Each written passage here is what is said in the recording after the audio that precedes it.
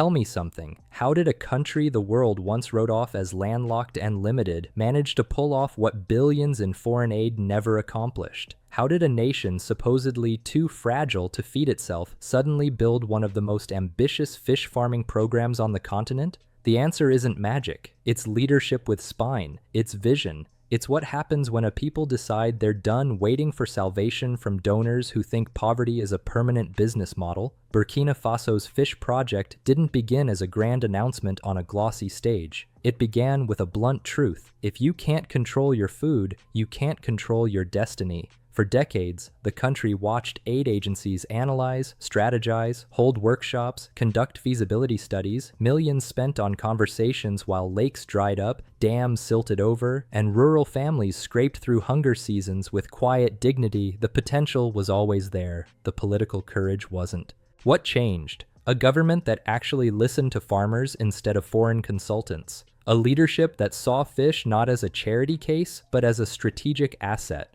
Protein on the plate, income in the pocket, sovereignty in the long game. And here's the part outsiders never understand. Africans don't need rescuing. They need room to act. When that room opens, when sovereignty becomes more than a slogan, the results come fast.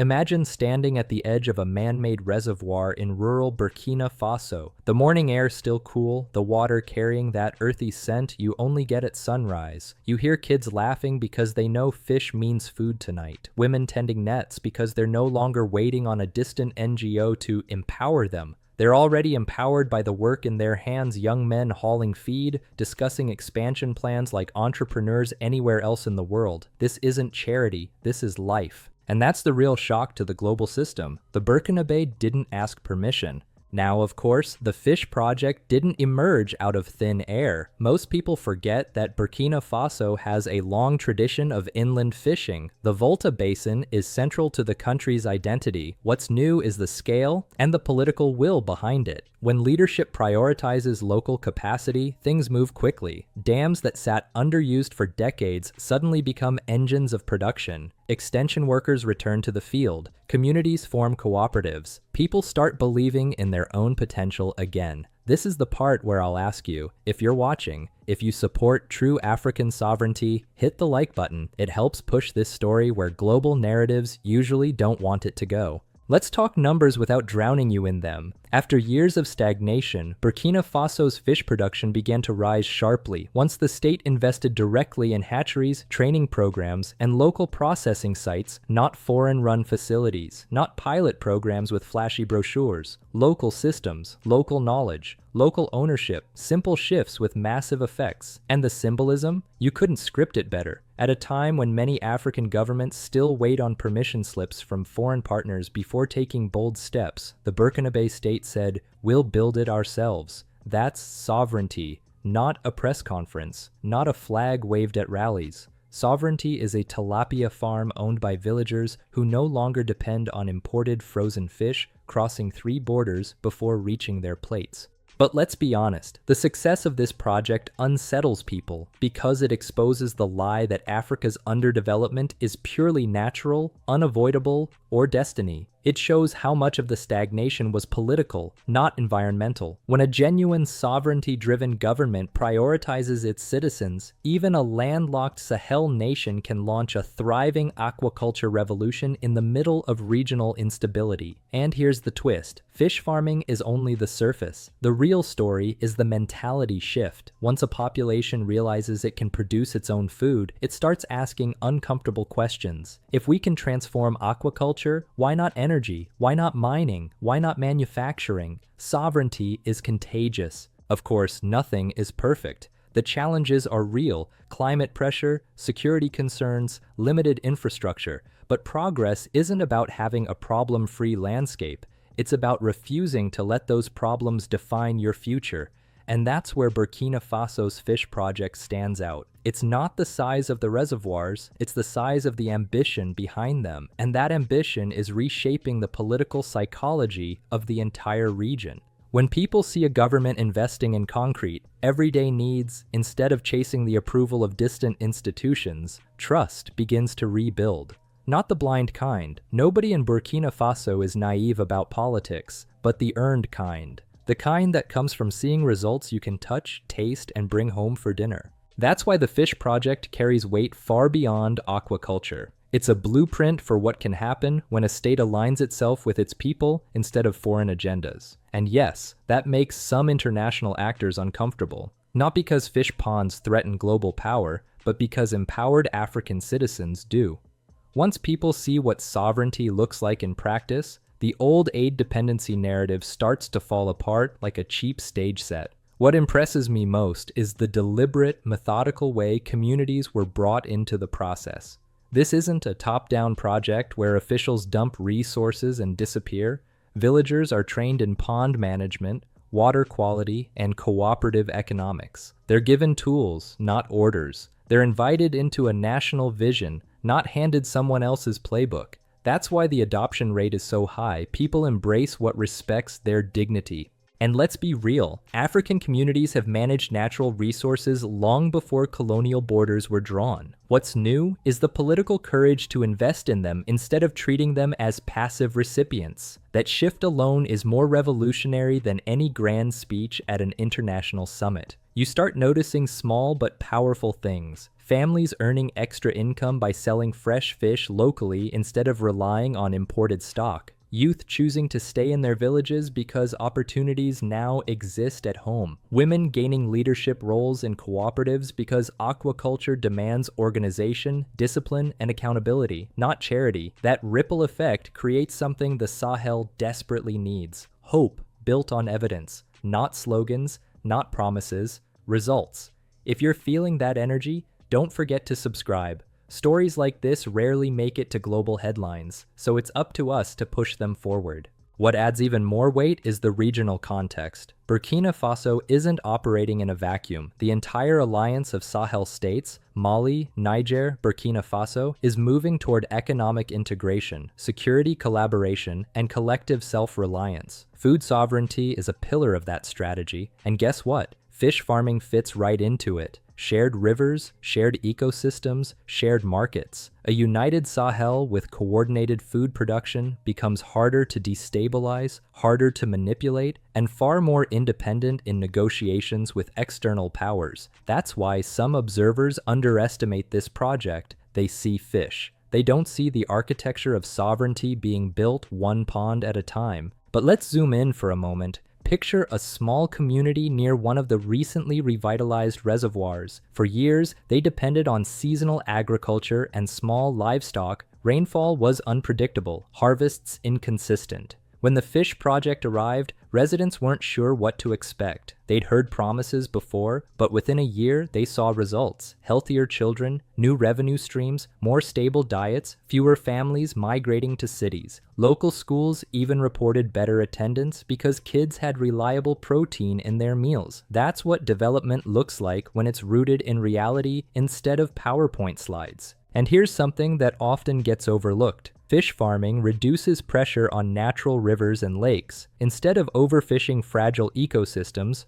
production moves to controlled environments where stocks can be monitored and replenished. That means sustainability. African-driven sustainability, not external consultants writing expensive reports about problems locals already understand, but success attracts challenges. Demand for fish is rising, and communities are pushing for better roads and cold storage facilities. Infrastructure remains the bottleneck. Transport is expensive, electricity inconsistent, and equipment scarce. Yet these are solvable problems, especially when people see the value in investing locally. In fact, some Burkinabè youth have already begun launching micro-enterprises around the fish industry: feed production, hatchery maintenance, small-scale processing. These aren't temporary jobs. They're building blocks of an economy that serves the people instead of extracting from them. And while the project is young, it's already giving rise to a bigger question across the Sahel. What else have we been told was impossible? For decades, analysts insisted the region couldn't be food secure without perpetual foreign aid. They framed poverty as an unchangeable landscape, and yet here's Burkina Faso reshaping its rural economy with a project built on local knowledge and national will. It's a warning shot to every narrative that saw Africans as passengers in their own development. But this momentum didn't come from speeches. It came from ponds, nets, feed bags, early mornings, and countless hours of community labor. Real work, real ownership,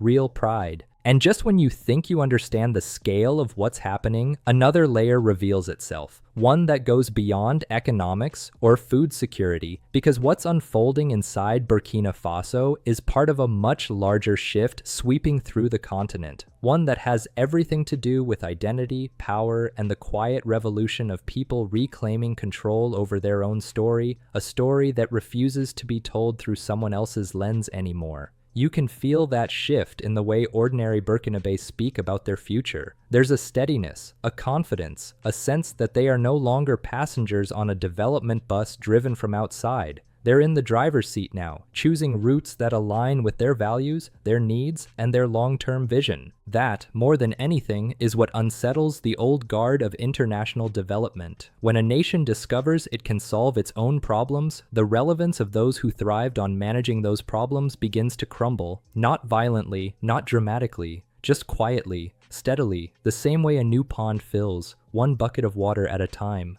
The Fish Project has become a mirror reflecting what leadership rooted in sovereignty can accomplish. It's not about glorifying individuals, it's about honoring a collective awakening. People are realizing that developing a nation isn't a mystery, it's a set of choices. And when those choices prioritize citizens over foreign interests, you start to see transformations that no aid report ever predicted. Take the young cooperatives forming around newly built ponds. These aren't symbolic groups meant to decorate a donor brochure. These are functional, disciplined teams managing budgets, tracking yields, rotating responsibilities, and planning expansions. They debate strategies the same way tech startups brainstorm features. It's a whole new class of rural entrepreneurs who treat fish farming as science, business, and heritage all in one.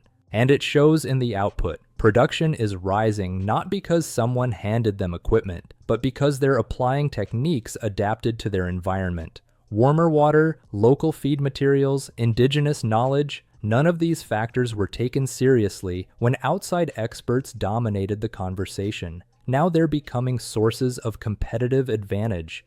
Moments like that cut straight through the old stereotype that Africa lacks innovation.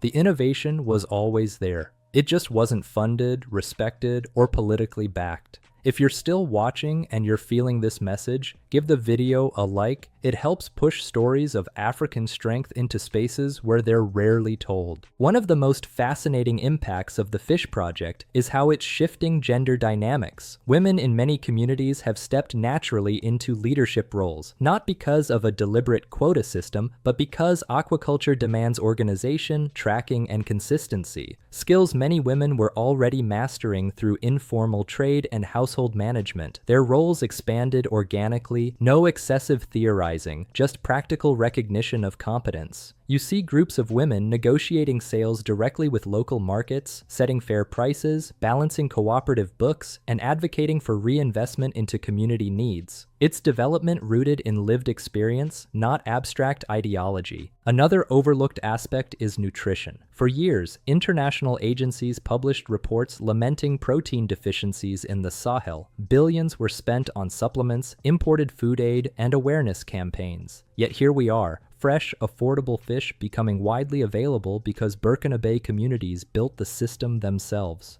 A local solution to a local problem, executed with far greater efficiency than decades of external intervention. That's not a criticism of every aid worker. It's an observation about scale and incentives. A community that benefits directly from its own production is far more motivated to sustain it than any temporary program.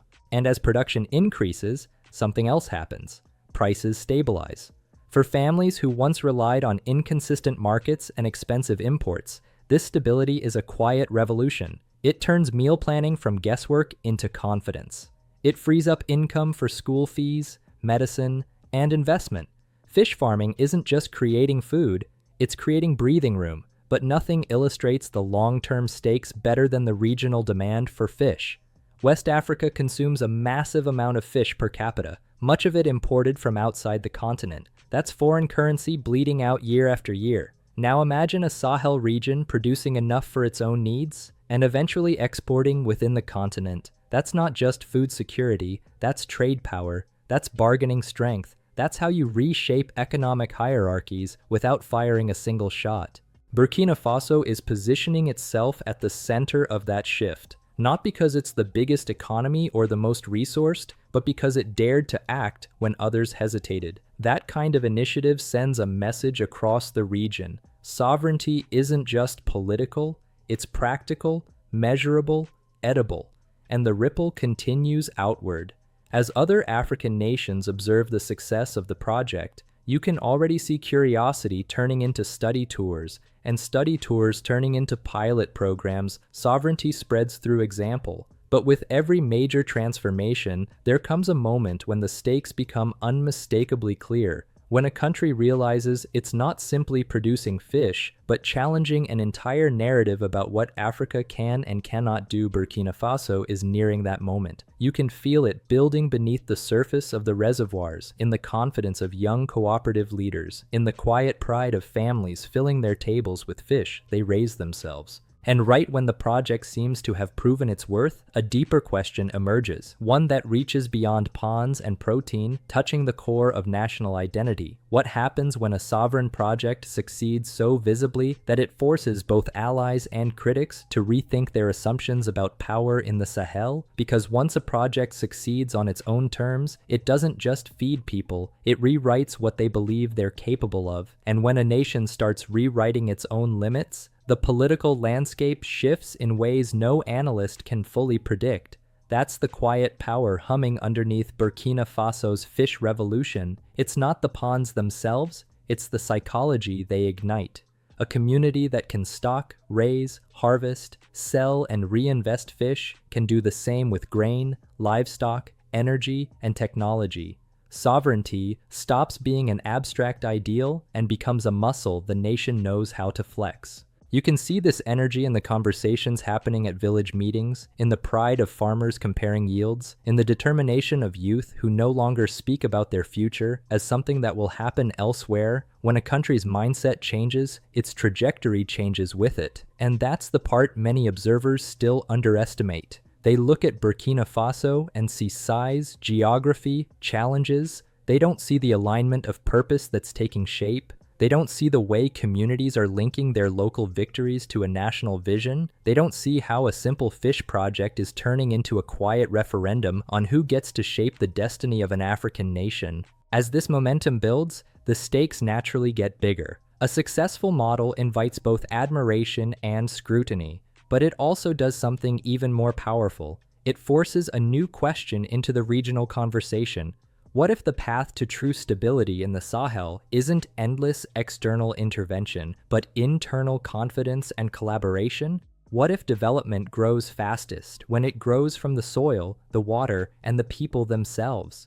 That's why what's unfolding in Burkina Faso matters far beyond its borders. It's not just a story of ponds and protein. It's a story about agency, the kind that doesn't ask for applause, the kind that doesn't wait for validation. It's the version of development that grows quietly until everyone suddenly realizes the landscape has changed. And if you've been watching this journey closely, you can feel that shift spreading through the region. You see it in Mali's agricultural pushes, in Niger's renewed focus on local production, in communities across the Sahel who are beginning to ask the same simple question: if they can do it, why not us? That's how movements start, not with speeches, but with examples. And whether the world is ready for it or not, the Sahel is entering a chapter defined by people who have stopped waiting for permission, a chapter where sovereignty isn't a slogan carved into political banners, but a daily practice rooted in work, discipline, and belief. A chapter where development is measured not in donor reports, but in full stomachs, stable incomes, and communities that see themselves as authors of their own future. Burkina Faso's fish project didn't need billions of dollars or a parade of consultants. It needed leadership that trusted its people, communities that trusted their own abilities, and a collective willingness to commit to something real. And that combination, simple, steady, unstoppable, is rewriting the rules. If you felt the strength of this story, hit like. It pushes this message further than the algorithms want to take it. And if you're new here, subscribe for more stories that center African agency, African leadership, and African futures shaped by African hands. Because what's happening in Burkina Faso is more than development. It's a signal, a reminder, a declaration that when a nation chooses itself, even the smallest seed of sovereignty can grow into something powerful. And long after the world stops paying attention, the ponds will keep filling, the fish will keep growing, and the people will keep building, quietly, steadily, and entirely on their own terms.